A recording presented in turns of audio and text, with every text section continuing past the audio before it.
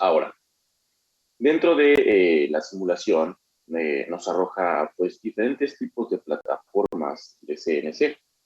En especial me gustaría que nos abocáramos al que tenemos en la escuela, que es uno de los más convencionales. Sin embargo, pues todos son Fanuc e incluso pues hay diferentes marcas y de diferente procedencia, pero la idea es básicamente la misma. Entonces, por favor, nos vamos a Fanuc 0IM y le damos Run. Oigan, ingenieros, ¿alguien quiere grabar la clase?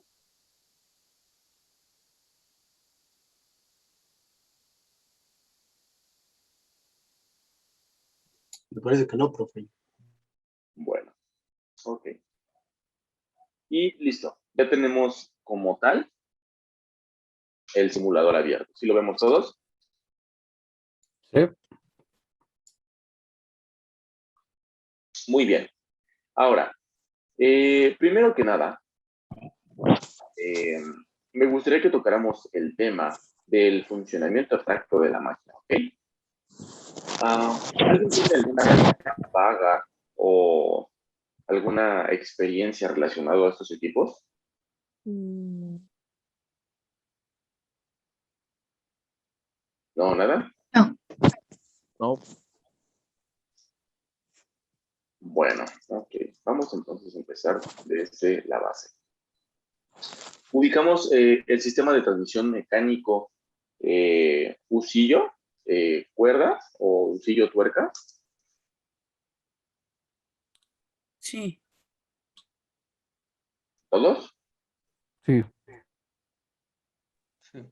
Sí. Bueno, ok. ¿Cómo funciona esto? Les preguntaba sobre lo del sistema de transmisión de usillo tuerca, porque este tipo de transmisión es un poco peculiar. Está basada en la idea del usillo tuerca. La diferencia es que esta va a tener algo que le llamamos nosotros balas o incluso se le conoce como tornillo embalado. ¿Cómo funciona esto? Primero recordando un poco sobre el sistema de transmisión de usillo tuerca. ¿Cómo funciona? Técnicamente nosotros tenemos un tornillo convencional y una tuerca.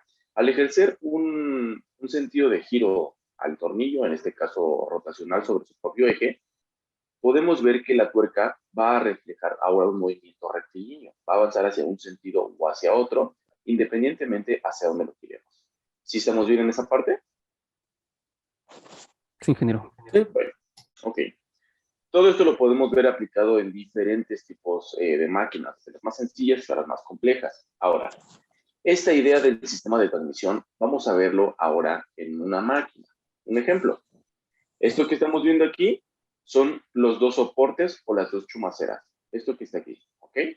Los dos laterales, lo azulado son alusión a los soportes y lo azul hace referencia a la mesa o a la bancada.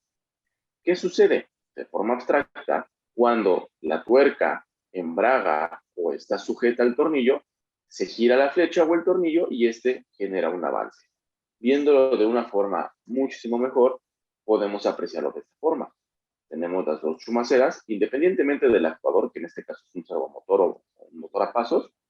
Las chumaceras lo que le permiten es tener el soporte del usillo a bolas. Y ahorita vamos para allá para saber qué es el usillo a bolas.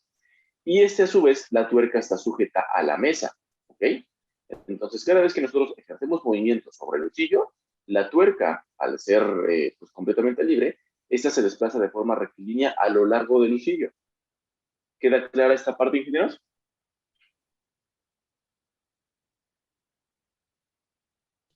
Sí.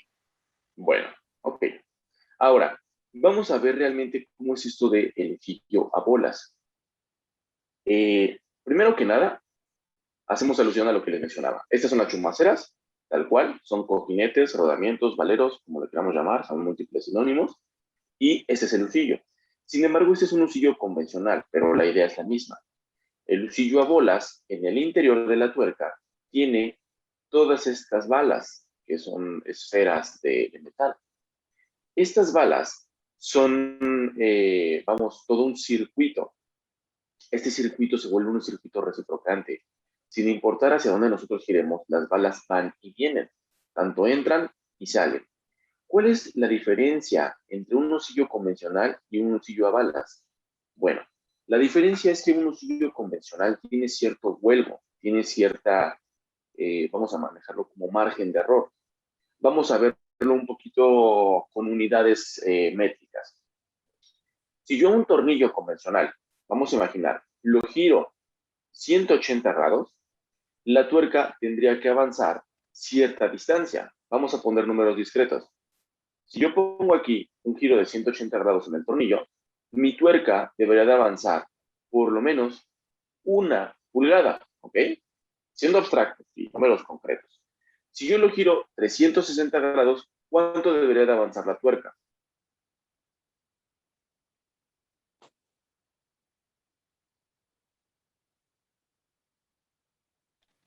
2, ¿no? Sí, exactamente, 2 pulgadas, así de sencillo. Exacto, como lo escribió Eric y lo enseñó su compañero. Ahora, esto es la forma ideal. Sin embargo, lo que son los ensambles de tornillo tuerca tienen cierta holgura. ¿Qué va a suceder? En el ámbito ideal, en la simulación, si yo ahora giro 180 grados en sentido antihorario, debería de avanzar menos 1 pulgada. ¿Estamos de acuerdo? Tomando como referencia que la posición, ¿cómo le podemos llamar? Estática es 0. Entonces, si yo lo giro en sentido antihorario, tengo menos 1 pulgada. Si lo giro una vuelta completa o menos 360 grados, ¿cuánto debió avanzar la tuerca? Igual menos 2, ¿no? Es 2 menos Exacto, 2. correcto, así de sencillo. Ahora, ¿qué sucede? Este tipo de ensambles tiene cierta precisión y cierta exactitud. La holgura que les menciono es la distancia que va a haber entre el ensamble del tornillo y la tuerca. Si lo vemos a través de un corte, pues vamos a ver que la tuerca no ensambla justa o perfecta, tiene ciertos espacios, cierta tolerancia. En el mundo ideal, más bien, perdón, en el mundo real, si yo giro en sentido horario mi tuerca, digo, perdón, mi tuerca avanzó 1 pulgada. Si yo regreso esos mismos 180 grados, en el mundo real no va a regresar a 0, va a regresar a la mitad o 3/4. Estamos hablando de que en vez de regresar 1 pulgada, regresa a 0.5 y no regresa a 0. ¿Me doy a entender cómo funciona esto de la precisión que tienen estos ensambles? Sí. Profesor, Dígame. Digo, sí, profesor o profesor.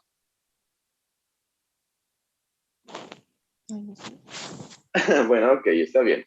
Ahora, esto es por la situación que les menciono de la precisión y la exactitud. Estas máquinas tienen una precisión sumamente impresionante. Estamos hablando que pueden llegar hasta 10 milésima de milímetro. Ahora, ¿qué función tiene el lucillo a balas? El lucillo a balas o el lucillo embalado. Cuando yo giro tal cual el lucillo 180 grados, aquí se mueve 1 pulgada en la realidad. Yo vuelvo a regresar estos 180 grados y regresa a 0.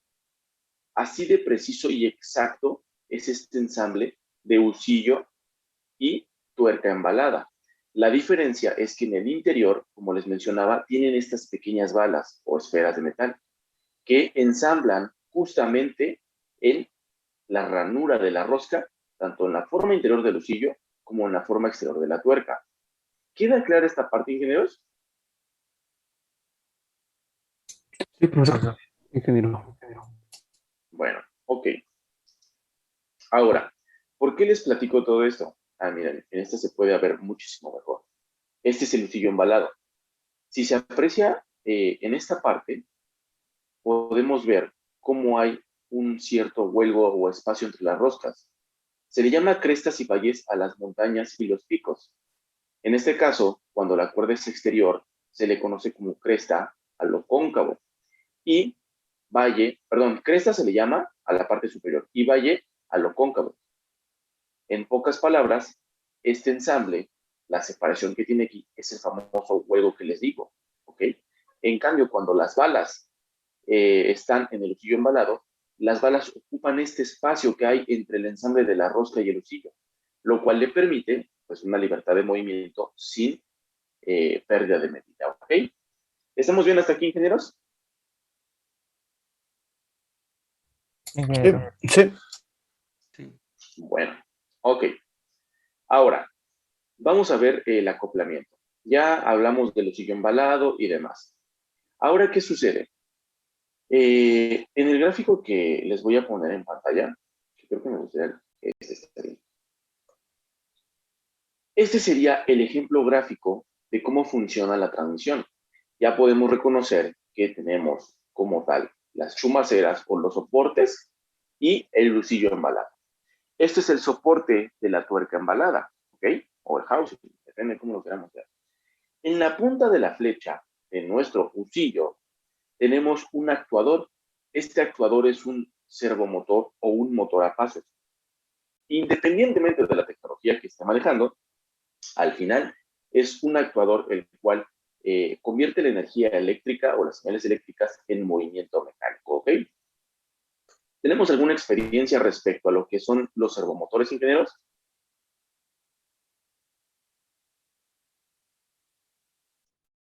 En mi caso no. No, Creo que no, tampoco. profe. No. Ok, eso se va a poner interesante. ¿Sí estamos bien? ¿Estamos entendiendo? ¿No se está haciendo tediosa esta parte? No, profesor.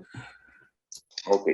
Es que esto realmente es importante. No viene en el temario, pero si nosotros conocemos cómo funciona tal cual, vamos, no la funcionalidad, sino el proceso interno de un CNC, nos va a subir muchísimo en la industria.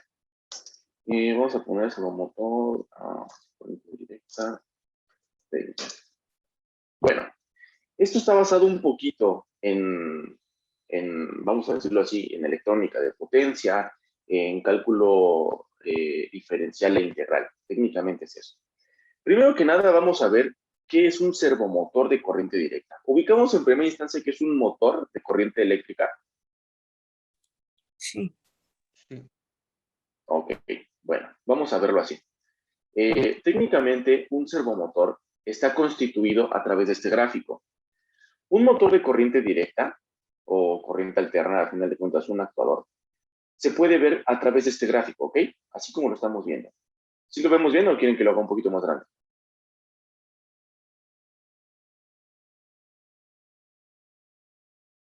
Creo que sí está bien.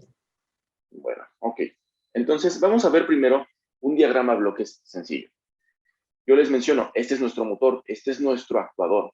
Este va a ser el encargado de recibir las señales de la computadora a través de un intérprete. Un ejemplo, yo a la computadora le digo, quiero que te muevas 1 pulgada. Ah, la computadora ya sabe que tiene que girar 180 grados la flecha del motor, que a su vez está acoplada mecánicamente al lucillo para que el lucillo gire 180 grados y obtenga la pulgada que estoy demandando. Eso es lo único que hace la computadora, enviar señales y el motor obedecer a las señales. De ahí viene la etimología de servomotor. Servo hace referencia a esclavo. Entonces, técnicamente, este motor hace lo que demanda la computadora. Sin embargo, de forma ideal, así es como funciona. En la realidad, no es nada más así de sencillo.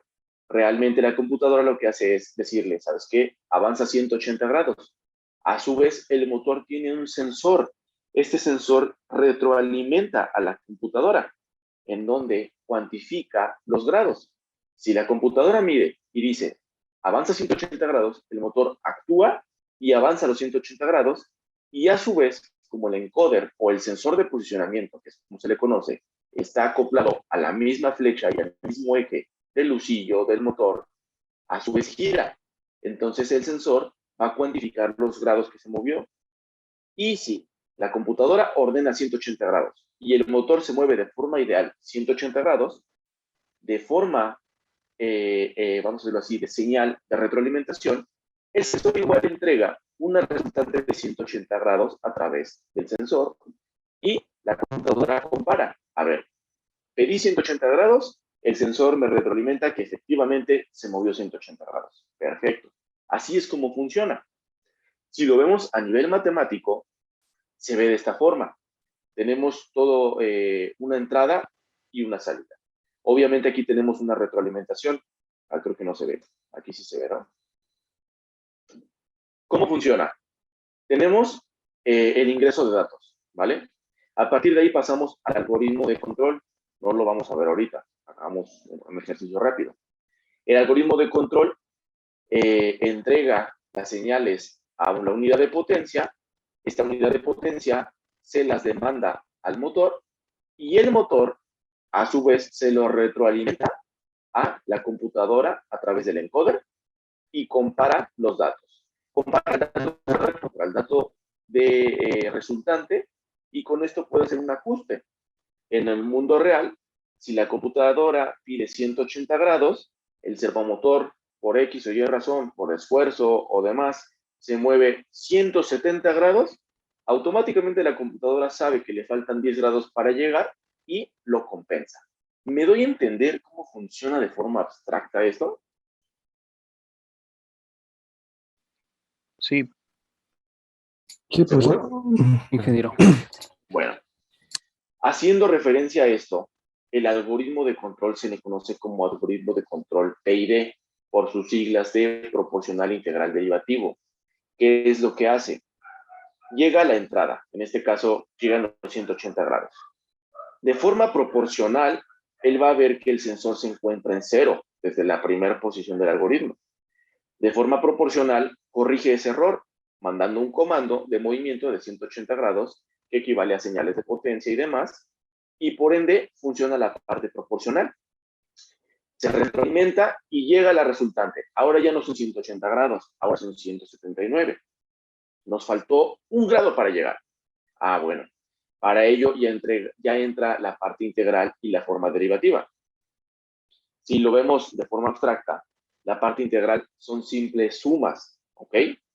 ¿Qué sería la parte derivativa?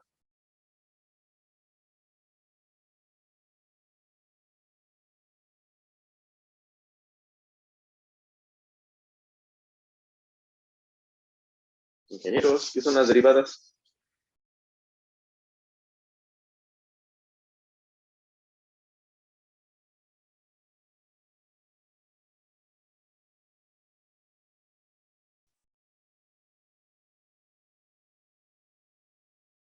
¿No? ¿Nadie?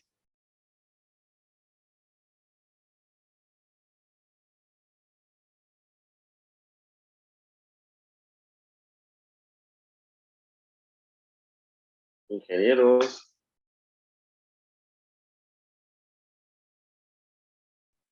¿Vendría siendo un cambio?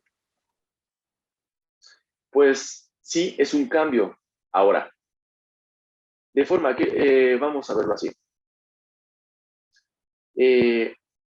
¿Tenemos entendido o recuerdan para qué aplicábamos las derivadas y las integrales?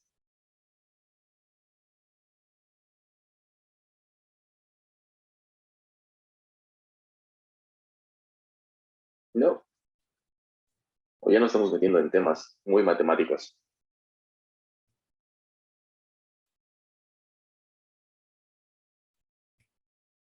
Es que, bueno, la derivada, según yo, era para conocer el cambio de una variable respecto a otra, ¿no? Exactamente. Tal cual, lo que va a hacer el algoritmo va a ser reconocer el cambio exponencial que se va a ejecutar en la señal. ¿Qué quiere decir? Si yo en un principio, de forma proporcional, tengo los 180 grados de entrada comparado contra los ceros o el cero de posición de origen, cuando yo demando de forma proporcional, pues en teoría mando un 180. Y por ende, la resultante me va a dar una aproximación a los 180 que pedí. Si este le falta, entra en la parte integral, empieza a sumar. ¿Sabes qué? Al error le faltó 1. Entonces le suma 1 la parte integral. Si esto se pasa y llega a 181, entra la parte derivativa, le quita 1. ¿Me doy a entender de forma general cómo funciona este algoritmo? Sí. ¿Ya se aburrieron o qué onda? No, perfecto. No, profesor, no, todo está bien. Es que no participan y pues no veo. Mira, ¿cómo funciona esta parte? Este tal cual, el que vamos a ver, estamos viendo mi navegador, ¿verdad? El Sí. YouTube. Sí, Sí, Sí, bien. Tal cual, este es un servomotor. Muy coloquial, muy formal, pero este es un servomotor. Tenemos un motor común y corriente, puede ser de corriente directa, corriente alterna, los diferentes tipos de motores que existen, ¿ok? Y en la parte de atrás tiene el sensor o el encoder. Toda esta es la retroalimentación que les hablaba. Aquí está la interfaz de la computadora, la unidad de potencia y la interfaz. Técnicamente uno demanda a través de la pantalla la cantidad de grados o unidades que deseamos mover y físicamente podemos observar cómo comienza a mover, tal cual. ¿Ok? Ahora, vamos a verlo desde una parte más precisa. Vamos a verlo en un control FANUC.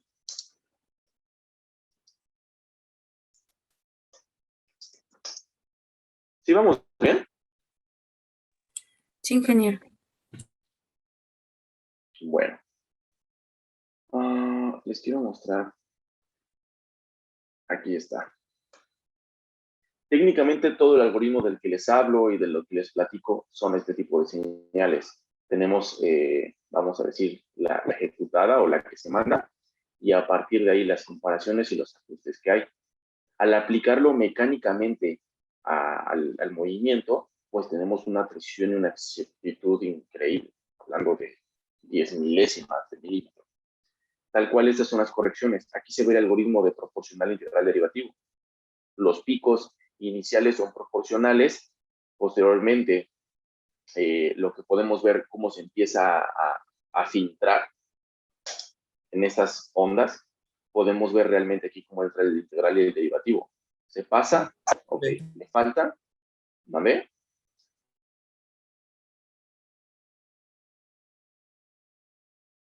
Bueno, entonces es lo único que hace, configurar la señal, y lo que hace es irla corrigiendo hasta suprimir el ruido, ¿ok?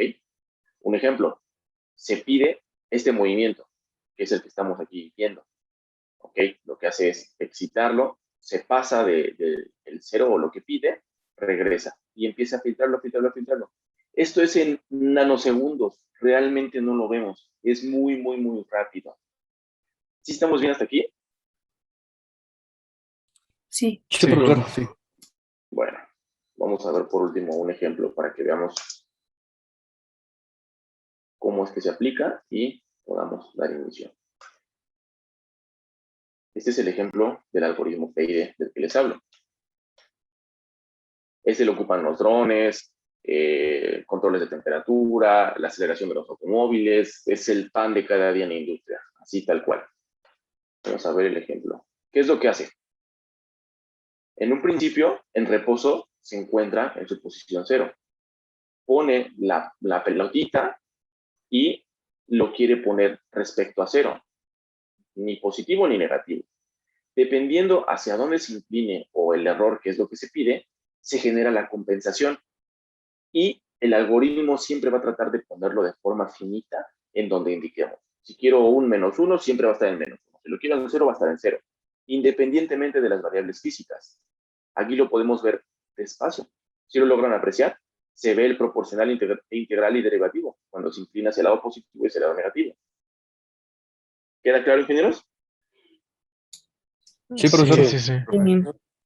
Bueno, ahora, todo esto aplicado a tal cual a lo que les mencionaba, podemos ver que ya tenemos tal cual nuestro ensamble completo de lo que es la transmisión del lucillo a través de un servomotor, que técnicamente es la parte que estábamos viendo aquí. No me quedó, ahí está. Tal cual. Tenemos nuestro actuador, este es nuestro servomotor, señales de entrada, señales de salida, y lo que obtenemos al final es una precisión bárbara. Tal cual podemos mover hasta 0.01 grados, y aquí tenemos movimiento. ¿Vale? ¿Dudas, ingenieros? ¿Comentarios?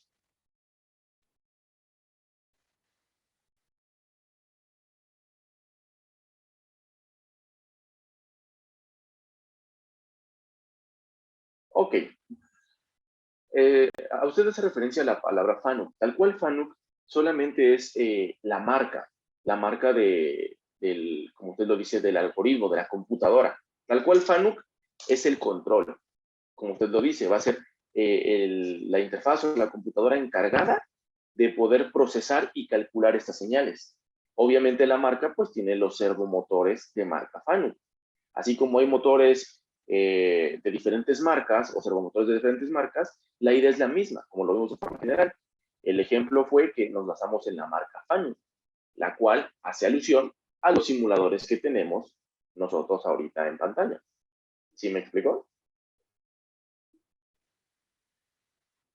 Ahí, aparte de eso, tenemos muchísimos controles. Tenemos controles Fagor, tenemos controles Heidenhain, que son alemanes. Tenemos también de uso libre. Técnicamente, todos estos controles son costosos, pero también los hay de uso libre. Por ejemplo, Linux NC lo que hace es convertir una computadora común y corriente, así tal cual como la que tenemos, una laptop, una PC de escritorio, y lo que hace es convertirla en una computadora capaz de controlar hasta un robot. Miren, vamos a verlo. Linux NC, entonces, técnicamente está al alcance pues, de todos.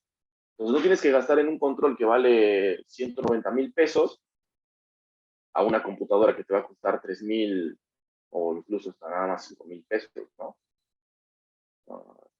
¿Está? ¿Sí me doy a entender, ingenieros? Sí, profe. Sí, Sí, profesor. sería como, de cierta Sí. manera, como un controlador genérico, pues. Realmente sí, la palabra correcta como tal sería pues, de uso libre, o Ok. como lo mencioné, pues sí, de uso genérico. Miren, físicamente aquí está. Esto que estamos viendo tanto la virtualización como la realidad. Y aquí tenemos el control de todas las juntas o ejes. Podemos ver que son 6, de 0 a 5. Y físicamente el robot, o más bien el algoritmo de toda la computadora va haciendo todo ese proceso que estamos viendo, todo esto. Y físicamente lo realiza también, tal cual. ¿Queda completamente clara esta parte, ingenieros? Sí, ingeniero. Sí, profe. Sí. Bueno, Profesor, entonces, si uno mismo, bueno, como lo comentaba, que nosotros mismos podemos hacer con nuestra computadora un Linux NC y esa parte es costosa hacerla. no, no mucho. Si lo comparamos realmente con el costo que tiene todo un control, sale muchísimo más barato. El claro ejemplo que doy es, vamos, fabricarla a ti te va a costar el 30% de lo que cuesta una máquina de marca, así tal cual. Estamos hablando que si una máquina industrial te vale 1,000,000 de pesos, a ti te va a costar 300. Obviamente las capacidades, si lo equiparas contra una de 300,000 pesos, te va a costar cerca de unos 80,000, tentativamente. ¿Me explico? Sí, profe. Bueno, esto que estamos viendo aquí es un hexáporo, ¿ok? Tal cual es de la misma familia, sigue siendo control numérico. Técnicamente el control numérico se puede abocar a muchísimas cosas, a robótica, a medicina, aeroespacial. O sea, el control numérico tal cual no está casado a siempre maquinar piezas, o hacer piezas.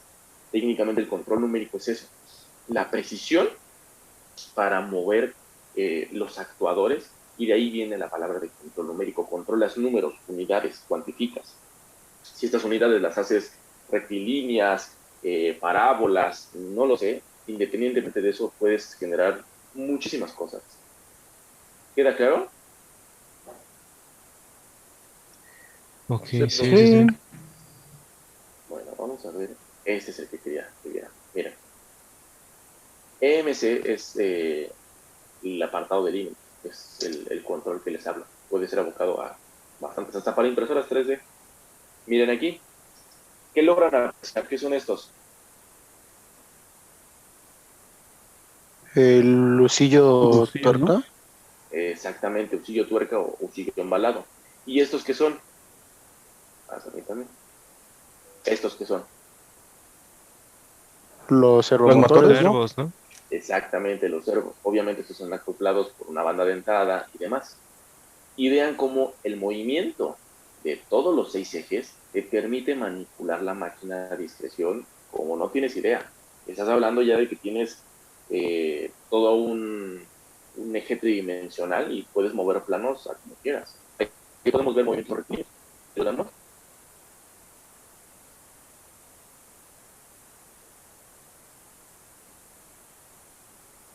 Ahora vamos a ver la conjunción de estos ejes. Ahí ya no es un movimiento rectilíneo, ya es el principio de una parábola, una vertical. Si lo apreciamos, se mueve ahora sí en los tres ejes. Ahí nada más son dos ejes, X y Y, por así decirlo.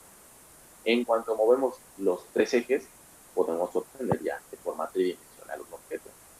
Ya posteriormente podemos inclinar los planos y demás y ver cómo se comporta. Miren, eso. ¿Lo aprecian? Pues imagínense la precisión que tienen. Técnicamente el punto está fijo. Y estamos rotando sobre su propio eje y moviéndolo de forma angular. Pues esto ya aplicado a la robótica es impresionante. O sea, técnicamente es lo que vamos a ver en el curso. Vamos a ver la programación de objetos tridimensionales. Y aquí se puede ver qué es esto. El servo. El servo actuando y esta parte que está girando, ¿qué es? El lucillo. Usillo y tuerca embalada. Por eso es la precisión de las balas. Tiene que ser perfecto, donde si yo giro un grado se convierte de forma lineal a una unidad de longitud. Así tal cual. No puede haber error aquí, porque si hay error, no podemos estar dando, pues, como tal, esas capacidades. Aquí lo que va a hacer, pues, va a comenzar a maquinar. Lo pone a 9000 RPM y comienza. Eso es lo que nosotros vamos a programar. La diferencia es que lo vemos en un housing, en una cajita, como formalmente nos venden un CNC. Pero este es el mismo principio, son las bases de todo. ¿Queda claro, ingenieros, esta parte? Ok, sí. Sí, profesor. Ingeniero. Bueno, pues listo, ingenieros. Vamos a finalizar, regresamos y vamos a aplicar todo esto al esto. Vamos a verlo ahora en el simulador. Vamos a pegarlo. Estábamos viendo esta parte de los movimientos. Esto es lo que quería ver, ¿ok? Ahí se ve muy, pues, raro, ¿no? Se ve muy, ¿cómo podemos llamarlo? Peculiar.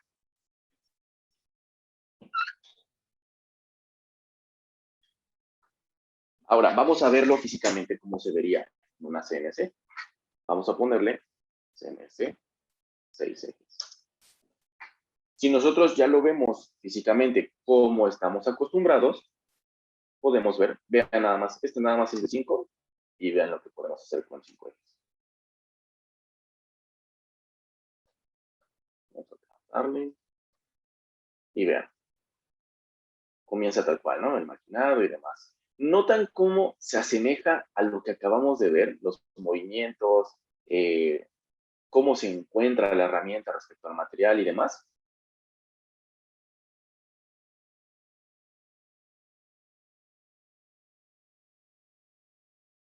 Vean, lo adelantamos un poco, ya generó una esfera. Continúa. Y vean aquí la transpolación. Es como lo que veníamos haciendo. Un punto fijo y podemos comenzar a mover. ¿Queda clara esta parte, ingenieros?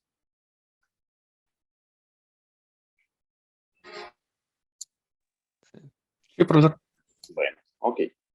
Ahora vamos a verlo. Creo que cerró el explorador, ¿verdad? Sí, ya no se ve. A ver, bien, ya, creo que ya.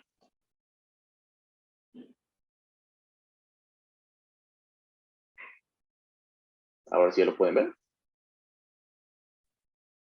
Sí, ya se ve. Ese es uno de los que llama muchísimo la atención. Vamos a lo mismo. A partir de un lingote comienza a hacer el desbaste, cambia planos de rotación y comienza otra vez a maquinar, como lo estamos viendo aquí. Después de estar desbastando horas y horas y horas, podemos pasar a el acabado. Aquí está. ¿Se acuerdan cómo estábamos viendo esa parte? Dejen que termine. Miren. Esa transpolación, ya llevando a la realidad, aplicado CNC, es esto. Tal cual. Aquí lo podemos ver. Y esto es lo que podemos llegar a lograr hacer con lo que es el CNC. ¿Dudas, comentarios?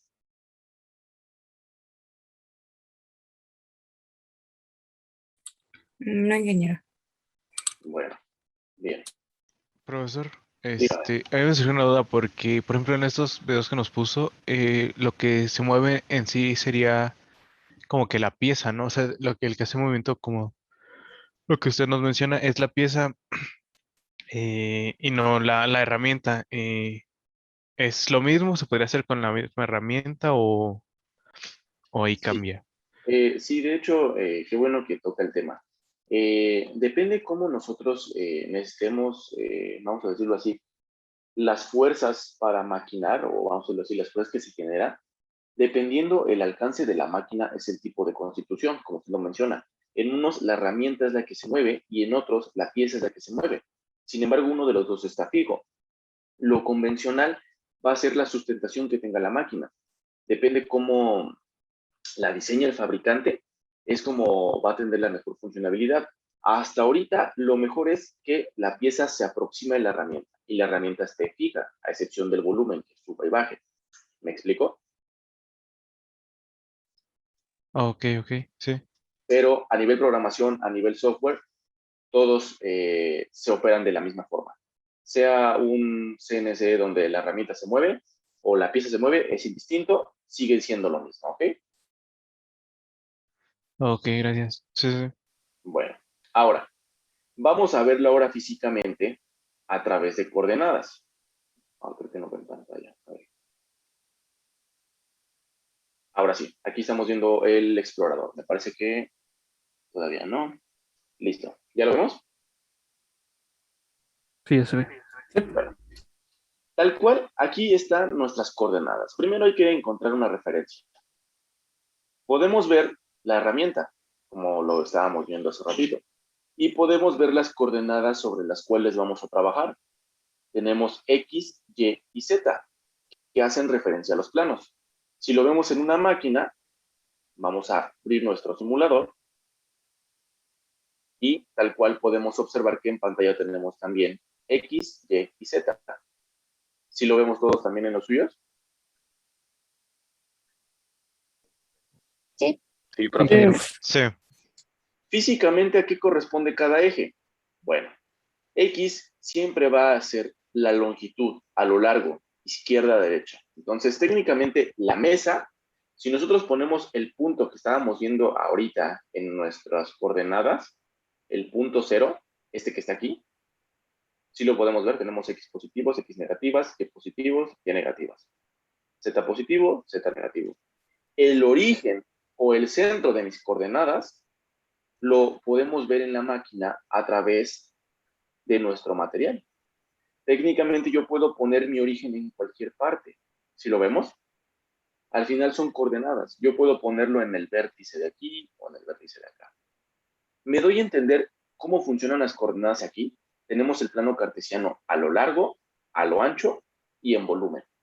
Si lo vemos físicamente, voy a quitar paro de emergencia, que es el protocolo a seguir, que lo vamos a ver más adelante, y vean cómo voy a mandar a referencia. Esto todavía no lo hagan, es meramente que nos eh, identifiquemos la máquina. Cuando mando referencia Z, Z se mueve, Y X, ¿ok? Todavía no lo hagan. Lo que trato de dar a entender es que nos familiaricemos con las coordenadas. Voy a moverlas para que se aprecie un poco más. Z, bajo mi cabezal. ¿Sí lo estamos viendo? Aquí está el sí. cabezal. Tal cual. Esto es Z. ¿Bien? Respecto a material, ¿qué quiere decir? Es el volumen, el espesor. Si lo vemos físicamente en las coordenadas, serían estas. ¿Sí lo apreciamos? Sí, sí, sí. Sí. Muy bien. Ahora vamos a verlo físicamente en X. Voy a mover X y lo desplazo. X hacia dónde va? Izquierda, derecha si nos ponemos de frente a la máquina. Positivas, negativas. Regresamos, perdón, a nuestro plano cartesiano y aquí está X. ¿Sí lo vemos? Técnicamente nosotros estaremos parados justamente aquí, viendo de frente X cómo se mueve a lo largo y a lo, vamos, de izquierda a derecha. ¿Sí queda claro? Sí. ¿Y Y hacia dónde se va a mover? De atrás hacia adelante, ¿no? Correcto. Podemos verlo de esta forma. adelante, atrás, si estábamos de frente a la máquina. ¿Queda claro, ingenieros, todo esto que acabamos de ver? Sí. Profe. Sí. Bueno, ahora, vamos a hacer lo siguiente. Ya sabemos cómo funciona la máquina, ya reconocimos la cinemática, la transmisión y las coordenadas de trabajo de la misma. Ahora lo que tenemos que hacer es comenzar a manipular el equipo. ¿Qué hacemos? Comúnmente cuando llegamos a una máquina de control numérico, como la que está en la escuela o en alguna industria, pues físicamente la vamos a tener cerrada y vamos a ver que tenemos nuestro panel de control, así tal cual. El protocolo a seguir es el siguiente. La máquina va a estar apagada, va a estar desenergizada, o el switch va a estar abajo, o las cuchillas, como lo queramos ver. ¿Qué vamos a hacer? Justamente llegando a un equipo, presionamos paro de emergencia. Siempre que el paro de emergencia esté activo. ¿Qué significa que esté activo? Que esté justamente presionado, tal cual. Al estar presionado, ahora sí me dirijo a la parte posterior de la máquina, justamente en el tablero que lo ejemplifica aquí como esta columna, tenemos un interruptor principal. Lo encendemos o subimos cuchillas. No es más que poner de off a on, nada más. Al encenderlo, automáticamente nos va a mostrar esta pantalla como lo estamos viendo físicamente aquí. Obviamente aquí se ve en negro, ¿no? Pero es simulación. Físicamente la pantalla va a aparecer así. Y vamos a notar que en la interfaz gráfica, que es la pantalla o los colores que vemos, vamos a notar que se encienden dos alarmas. Uno que tilda con las siglas EMG y otro con las siglas ALM. ¿Qué creen que significan estos dos nombres? La de EMG de ser como de Emergencia, ¿no? emergencia, ¿no? Exactamente. ¿Y ALM? Alarma. Alarma, tal cual. Obviamente en inglés, pero sí, es alarma. Técnicamente nos está diciendo que tiene una alarma. ¿Cuál? Que está el paro de emergencia activado. Este es el botón de hongo de paro de emergencia. Cualquier conato y demás, pues tenemos la opción para cortar todo. Cuando yo presiono ese botón, todo para. Para cualquier actuador, para la máquina completamente está esclavizada a este botón. Yo al presionarlo se apaga todo. No quiere decir que se apaga el sistema. Solamente deja de hacer cálculos, movimientos, apaga actuadores, todo. ¿Queda claro, ingenieros? Sí, Sí. Bueno, ¿por qué es este protocolo? Este protocolo es de seguridad y se hace en todas las máquinas. ¿Por qué? No sabemos en qué condiciones está trabajando o en qué condiciones la dejó el operador. Entonces, si el operador la dejó con el lucillo andando o la dejó con un, podemos llamar, pues, protocolo o instrucción, automáticamente al tener el botón de hongo presionado o el paro de emergencia y energizar, la máquina no va a hacer absolutamente nada, ¿ok? ¿Queda clara esta parte? sí, Sí. sí, Muy bien. Ya encendimos la máquina, ya vimos que ya nos entregó el control de la máquina, ya vemos que podemos ver los ejes estables, nos están moviendo. Comúnmente cuando no están estables estos están variando, ¿vale? Pero suele suceder. ¿Qué hago? Enseguida presiono el paro de emergencia o lo boto. Físicamente los paros de emergencia por norma y por ISO o estándar mundial tienen un gráfico que nos indica hacia dónde se tiene que liberar. En este caso nos dice las flechitas que si lo giramos en sentido horario, se bota o se libera el botón de hongo. Al quitarlo, automáticamente vemos que desaparece la alarma y deja de estar pues mencionando que está puesto el paro de emergencia. Ahora, ¿qué tenemos que hacer? Al ser un control numérico, lo que hace es cuantificar los números tal cual. Al cuantificarlos, pues quiere decir que tiene la precisión de saber en dónde se encuentra una unidad, 2 unidades, 3 unidades. Para ello, como la máquina no está encendida, ustedes recordarán qué sucede cuando estamos en una laptop trabajando en Word y la desconectamos de la corriente.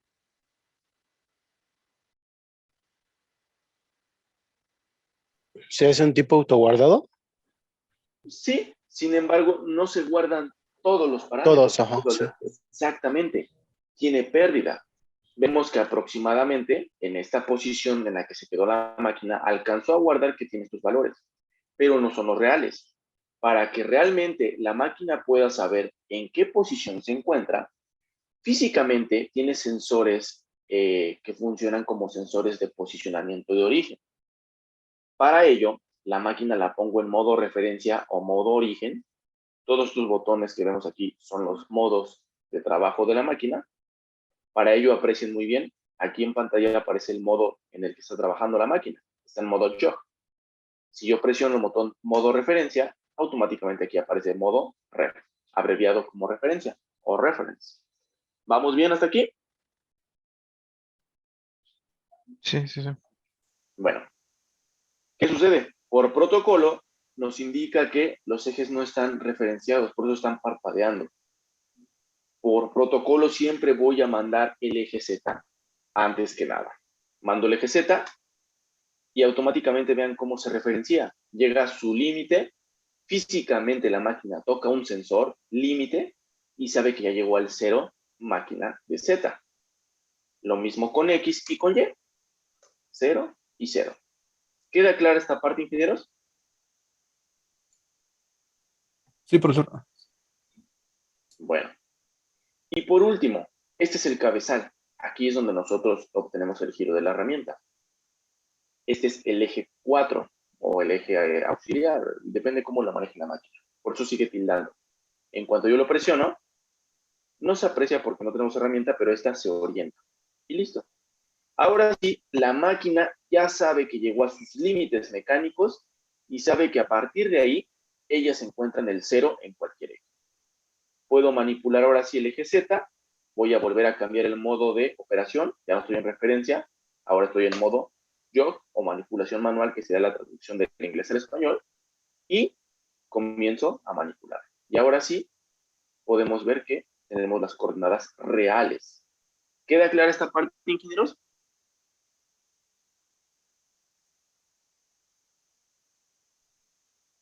Sí, profe. ¿Dudas? ¿Comentarios? Creo que no, bueno, al menos yo no. Creo que hasta ahorita no. Ahorita no, profesor. Ok. ¿Quieren que continuemos o quieren que le paremos y continuemos el lunes? Otro ratito, ¿no? ¿Todos están de acuerdo entonces? Por supuesto que sí. Ok, perfecto.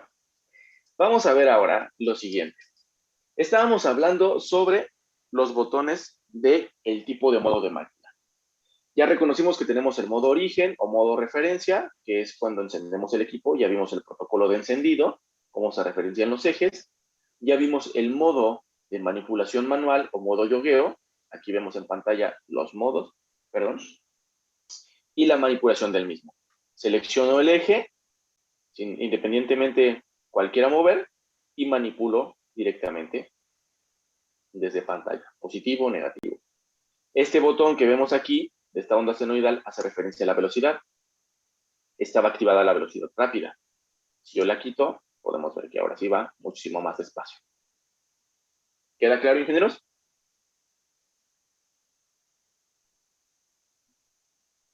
Sí, profe. Bien. Ahora vamos a pasar a los diferentes tipos de pantallas que existen. Esta parte la podemos gobernar a través de la membrana de tipos de pantalla, que aquí está. Esta es para ingresar parámetros y ver los diferentes tipos de pantalla. Cuando yo presiono POS, ¿qué creen que sea la abreviación de POS? Posición. Exactamente, posición. Podemos ver que la pantalla que vemos es la posición actual, entre paréntesis nos pone absoluta. Si yo vuelvo a presionar posición, ¿qué cambió? Que dice relativa, ¿no? Exactamente, es relativa. Ahorita vamos a ver qué es esto. Vuelvo a presionar posición y ahora ¿qué dice? Nos muestra la posición actual, tanto relativa, absoluta, la de máquina y la ejecutable. Ahorita no nos metamos en temas, solamente quiero que veamos posición relativa, absoluta y relativa. Si notan cómo podemos ir cambiando la pantalla, esta nos aparece aquí el tipo de modo. ¿Queda claro esta parte? Sí. Sí. Bien.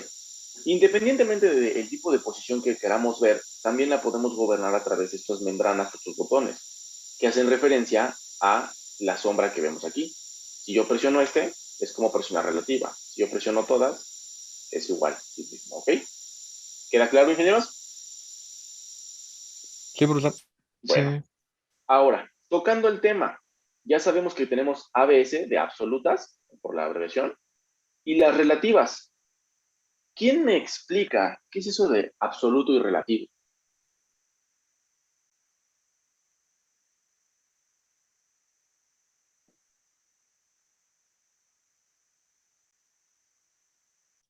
Se podría ver como en absoluto, como usted nos lo mencionó, como los límites de la máquina, donde está el 000.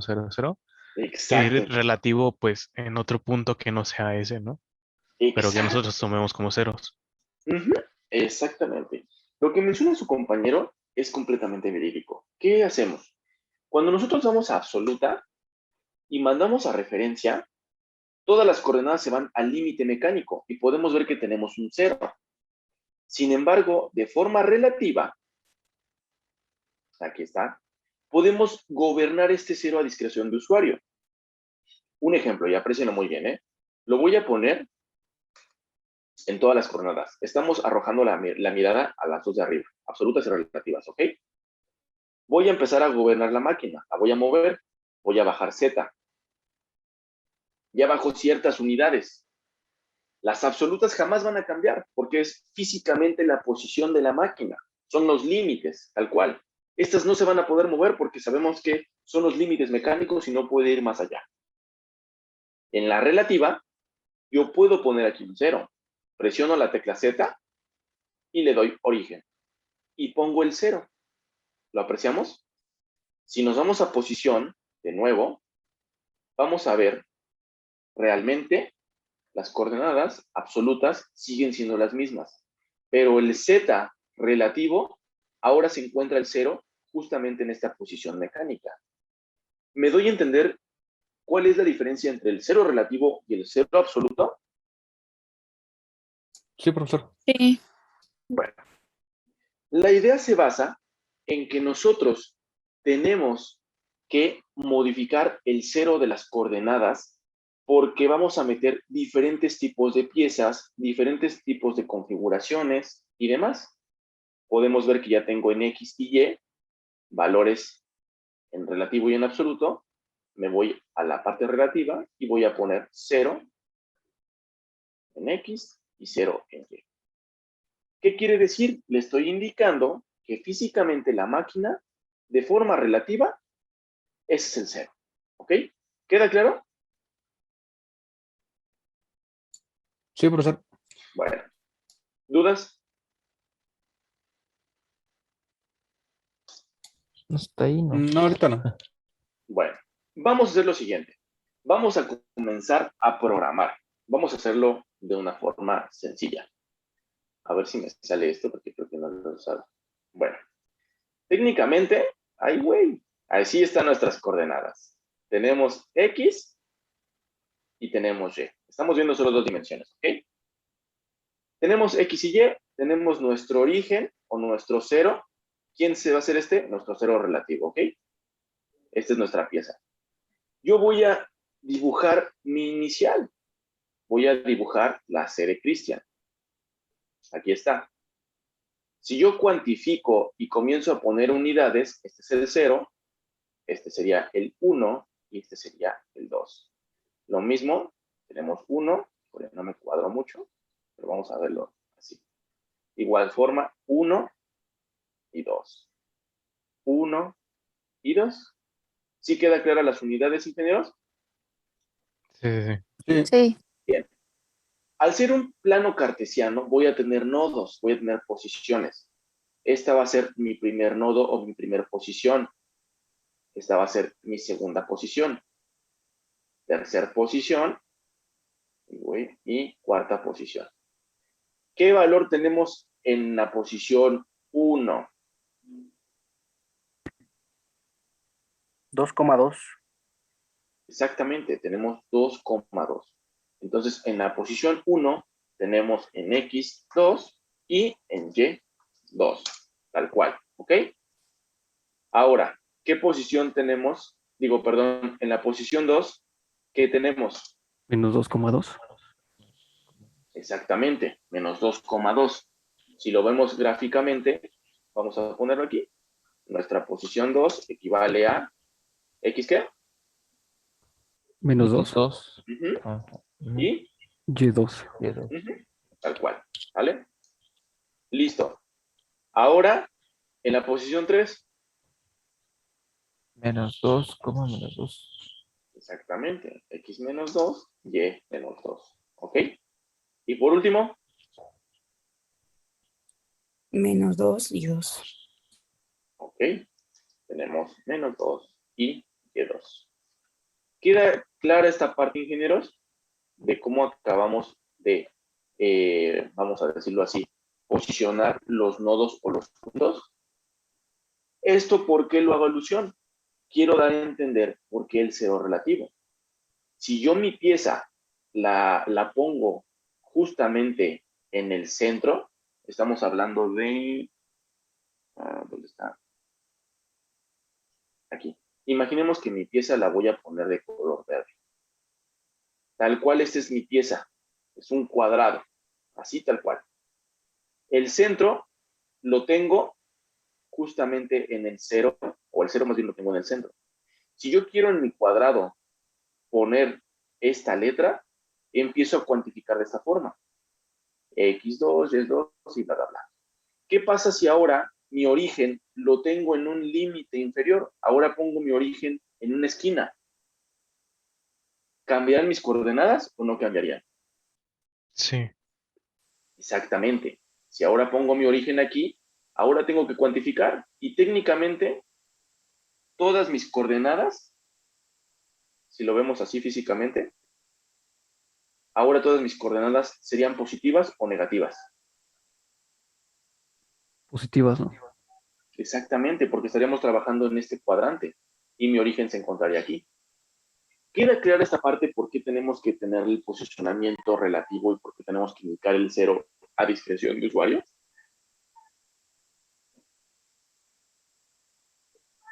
Sí. ¿Seguros, seguros? Sí. Bueno, la tarea para la siguiente clase es que nos cuantifiquen, individualmente hagan su letra, ¿ok? Esta letra por lo menos tiene que tener de 15 a 20 nodos. No hagan tan sencillo una C, háganlo un poquito más, vamos a decirlo así, más complejo, ¿ok? Porque necesitamos ver los ejemplos. Quiero que por favor en el bloc de notas, tal cual, así como lo voy a poner ahorita, me lo indiquen de esta forma. Vamos a ponerle nuestras coordenadas tal cual. Dijimos que primero eran x2, y2. Luego era x menos 2, y menos 2. ¿Ok? Así tal cual lo van a hacer y lo van a hacer a través de un gráfico. No sé si se apoyen de una hoja cuadriculada o cómo lo hagan, pero la idea es que me expresen físicamente los nodos. ¿Me doy a entender? Sí. Bien. Lo importante es que me generen estas coordenadas, ¿ok? Tal cual. Y para que podamos diferenciarlo, me van a poner el siguiente código, G00, así tal cual, ¿vale? Así quiero que me pongan la sintaxis tal cual. Y vamos a ver a qué hace referencia este G00. ¿Queda claro, ingenieros?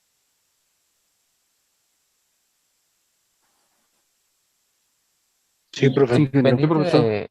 Independientemente de la coordenada, ¿va? Nada más ponerle G00 y la coordenada como tal. No lo escucho muy bien. ¿Me repite, por favor? Ajá, que en todas las coordenadas, bueno, en todos los nodos vamos a poner G00 y la coordenada como tal. Sí, Ok, tal cual. ok, Nada más es mera sintaxis, nomenclatura, ¿vale? ok, ok. Bueno, ¿dudas, ingenieros, comentarios? Va a ser partiendo desde el plano absoluto, ¿verdad? No hay que poner uno relativo. Relativo, todo va a ser relativo. No vamos a manejar el absoluto. Técnicamente el absoluto solamente es para referencia de la máquina. Ahorita vamos a ver cómo se entrelaza el absoluto del relativo. ¿Sí queda claro? Inge, ¿qué tan grande lo hacemos como nosotros queramos? ¿No le escuché, Mané? ¿Qué tan grande se va a hacer la letra? ¿Al tamaño ok. que nosotros queramos? En primera vamos a ocupar las unidades de milímetros y yo creo que lo correcto sería Sí, vamos a manejar de 50 por 50 centímetros. Estamos hablando de 500 a 500 milímetros. Es realmente indistinto cómo lo quieran manejar. Normalmente la máquina reconoce en milímetros. Entonces las unidades van a ser métricas. Si yo pongo ahí el ejemplo de X2, Y2, estoy hablando de milímetros. ¿Queda claro? Ok. Sí. Entonces, como referencia yo les digo son 50 milímetros. Nada más. No hay que meternos en centímetros, ¿vale? Vale. Bueno, vamos a dejarlo hasta aquí. La siguiente clase vamos a hacer el ejercicio que van a desarrollar de su letra para comenzar a manejar el equipo y empezar a trazar las líneas, ¿vale? Vale, profesor. Ok. ¿Dudas antes de retirarnos? Las dimensiones dijo que eran de 50 por 50 centímetros, en este caso serían 500 milímetros, ¿es correcto? Sí, bueno, solamente hice la conversión como mera alusión. Sí. La medida correcta es de 50 milímetros por 50 milímetros. Ah, ok. ¿Vale? Sí. Bueno, recuerden unos 15 a 20 nodos para que se vea bonito. Sí, está bien. Vale. Bueno, que estén muy bien, ingenieros. Gracias igualmente.